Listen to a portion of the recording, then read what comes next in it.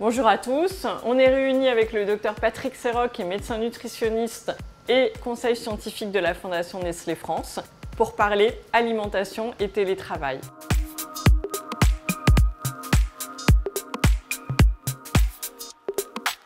Alors Patrick, on a vu dans l'Observatoire Alimentation et Famille de la Fondation que 32% des salariés français font du télétravail. La majorité d'entre eux déclarent faire une vraie pause déjeuner.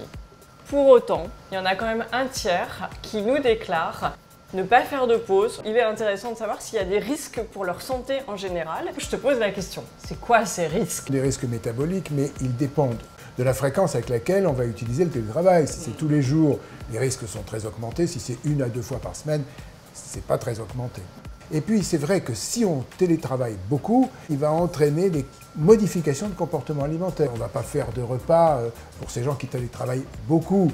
Donc qu'est-ce qu'ils vont faire? Ils vont grignoter toute la journée et les risques métaboliques, ça va être un surpoids, ça va être un début de diabète, ça va être des troubles du sommeil, ça peut être aussi des insuffisances en vitamine D parce qu'ils ne viendront pas à pied par exemple au travail et donc ils ne seront pas exposés au soleil.